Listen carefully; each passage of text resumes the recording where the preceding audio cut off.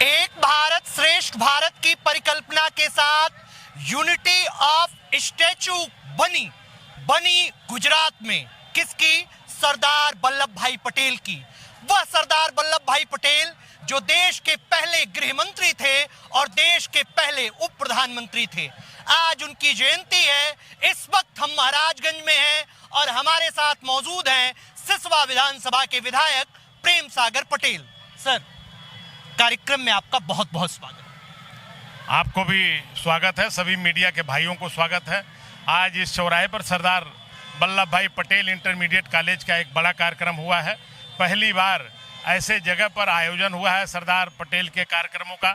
लोग हाल में और किनारे बैठ के करते थे, हम लोगों ने बिल्कुल मेन चौराहे पे किया है। लोग देख रहे हैं, यहाँ के सभी जनमानस के लोग यहाँ खड़े हैं, प्रशासन के लोग आए थे, जिलाधिकारी आए, पुलिस अधीक्षक आए, सभी हमारे सम्मानित जनता आई, किसान आए, मजदूर आए, सब लोग इस तरह के कार्यक्रम में आज शिरकत किए हैं कि सरदार वल्लभ भाई पटेल का कार्यक्रम ओपन जगह पर हो रहा है। सबको अवसर मिला, सब लोग यहाँ आए हैं। हमारे जो स्कूल है सरदार वल्लभ भाई पटेल, उस स्कूल के बच्चे भी शामिल हुए, उनके टीचर्स हुए, उनके पेरेंट्स हुए, और उसमें एक टीचर्स श्री इरफान जो हमारे उस सरदार पटेल इंटरमीडिएट कॉलेज में अध्यापक हैं, वो क्रिकेट के बहुत अच्छा खिलाड़ी, अभी इंडिया के तरफ से श्रीलंका गए थे खेलने और जीत के आए हैं। उनका हम लोगों ने सम्मान किया है और उनको शुभकामना दिया है कि वो ऊंचाइयों पर चलें और भारत और महाराजगंज का नाम रोशन करें। ये तो रही सामाजिक बात। अब हम आते हैं आपके विषय पर, राजनीति के विषय पर।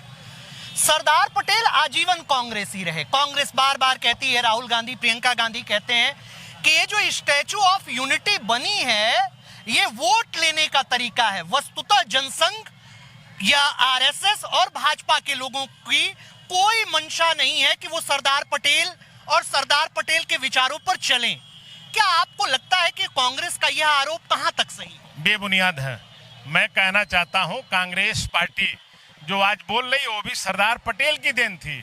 सरदार पटेल ही उनके नेता पहले प्रधानमंत्री थे और आप कह रहे हैं सरदार पटेल की देन है। उन्हीं की देन है जो नेहरू प्राइम मिनिस्टर बने और सबसे खराब काम उन्होंने सरदार पटेल के साथ किया है।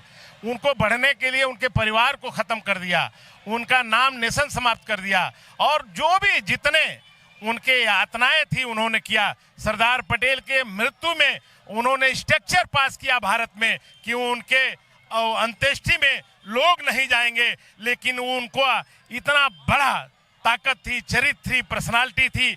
बंबई में 10 लाख लोगों ने उनके अंत्येष्टि में शामिल हुआ और 10 किलोमीटर की लाइन लगी हुई थी। उनके अंत्येष्टि के बगल में भारत के प्रथम राष्ट्रपति डॉक्टर राजेंद्र प्रसाद जी ने भाषण दिया है। उस भाषण को आप भी सुन सकते हैं। उन्होंने कहा है, पटेल के शरीर को तो अग्नि जला सकती है, लेकिन पटेल के किए गए काम, विचारधारा को कभी दुनिया में कोई नहीं जला सकता है। इसलिए पटेल जाने जाते हैं और पटेल की देन है कांग्रेस इस तरह की बात कर रही है। अगर पटेल ना होते तो जवाहरलाल नेहरू प्रधानमंत्री नहीं होते, क्योंकि जब कांग्रेस वर्किंग कमेटी की बैठक हुई थी, ये तय हुआ था तो 1947 में जो कांग्रेस का अध्यक्ष होगा वही भारत का प्रधानमंत्री होगा। लेकिन सरदार पटेल उसमें 13 वोट पाए, 2 वोट कृपलानी पाए, 1 वोट का पता नहीं लगा। लेकिन महात्मा गांधी ने जिस पर्ची को देने का काम किया था मीटिंग में, उन्होंने लिखा कि तुम वापस हो लो और नेहरू को प्रधानमंत्री बनने दो, क्योंकि नेहरू अंग्रेजी बोलता है और तुम्हारी उम्र कम है। तो सरदार पटेल ने वो त्याग, वो बलिदान इस देश के लिए किया है जो कोई नहीं कर सकता। जो पैदा हुए, जो होंगे, वो कभी भी सरदार पटेल के मुकाबले इस देश में गने नहीं जाएंगे। वो सिर्फ पटेल हैं जिनको हम और आने वाला इतिहास और इतिहास आने वाला कल याद करेगा उनके बलिदान को। उनके साथ जो कांग्रेस ने कदम उठाई है बहुत घिनौना कदम हुआ था। उनके एक बेटे थे, एक बेटी थी, उसके साथ भी उन्होंने दुर्व्यवहार किया और किसी को उनके संस्कार में जाने की अनुमति नहीं दिया। आदेश पारित किया है, उनके मरते ही उनके गाड़ी को वापस बुला लिया गया और राजेंद्र प्रसाद जी के लिए राष्ट्रपति भवन में एक आदेश जारी हुआ है। उसकी कॉपी भारत के संसद में है, जब चाहिए आप भी पढ़ सकते हैं, गूगल पर पढ़ सकते हैं कि आपको सरदार पटेल की अंत्येष्टि में नहीं जाना चाहिए, क्योंकि ये कैबिनेट के मंत्री के मृत्यु पर अगर भारत का राष्ट्रपति जाएगा तो ये परंपरा गलत होगा। लेकिन डॉक्टर राजेंद्र प्रसाद ने एक भी बात नहीं मानी और उस चिट्ठी को कूड़ेदान में डाला और जहाज पकड़ के सरदार पटेल के अंत्येष्टि में गए। उन्होंने कहा, मैं सरदार पटेल के कैबिनेट मंत्री में नहीं आया हूं, सरदार पटेल को त्याग और बलिदान की वजह से आया हूं। यह काम सरदार पटेल का था, जिन्होंने भारत के राष्ट्रपति जाने का काम किया था।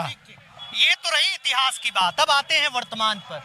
आप भी सिसवा विधानसभा के विधायक हैं और कार्यक्रम आप कर रहे हैं महाराजगंज में। 24 आने वाला है, कोई संदेश देना चाहते हैं क्या? नहीं, ये कार्यक्रम चूंकि सरदार पटेल का यहाँ कॉलेज के लोगों ने ही बुलाया था। कॉलेज वो महाराजगंज में स्थापित है, जिन्होंने ये कार्यक्रम कराया है, इसलिए मुझे यहाँ आना पड़ा। मैं सिसवा से ही आया हूँ, अभी निचलौल से ही आकर के यहाँ खड़ा हुआ। ये कार्यक्रम सिसवा में भी हो सकता था, निचलौल में भी हो सकता, लेकिन स्कूल के बच्चों को थोड़ा दूर ले जाना दिक्कत इन स्कूलों को हुआ होगा, इसलिए यहाँ इन लोगों ने ओपन जगह कराया है, ताकि लोग देखें और समझें कि सरदार पटेल की जयंती कैसे और किस तरह से मनाई जा सकती है। नया संसद भवन बना है, मालूम है? हाँ, बिल्कुल मालूम है। तो क्या होगा? तो संसद भवन है, उसमें कुछ नहीं होना है, जो जाने वाले हैं जाएंगे। आप महाराजगंज हैं इसीलिए हम पूछ रहे हैं। नहीं, महाराजगंज में संसद नहीं चल रही है, संसद में चलने वाले लोग संसद में रहेंगे। हम तो विधानसभा के सदस्य हैं और इस देश के अंतिम व्यक्तियों के औलाद हैं। अंतिम व्यक्ति के औलाद? एकदम गरीब लाचार व्यक्ति का औलाद हूँ। उसी गरीब लाचार के बीच में रह करके अपना जीवन यापन करता हूँ, और सबसे गरीबी अगर है तो सिसवा विधानसभा में, उसको ठीक करने के लिए मैं लगा हुआ हूँ। 5 साल तो आप लगे रहे, इस बार फिर लगे हैं, अभी भी गरीबी दूर नहीं हो पाई, यानी काम अभी नहीं हो रहा है क्या? 75 साल हो गए, काम हो रहा है, लेकिन काम ही नहीं हुआ। जिन लोगों की 75 साल में 65 साल सरकारें रही, काम किए नहीं किए, लाचार गरीब, आज हमारे मुसहर जो समाज के लोग हैं, उनमें आज भी काम की जरूरत है, मैं कर रहा हूं। ये थे प्रेम सागर पटेल, जिन्होंने न केवल सरदार पटेल के विचारों पर अपना प्रकाश डाला, बल्कि कहा कि आम गरीब व्यक्तियों का काम सिसवा विधानसभा में हो रहा है।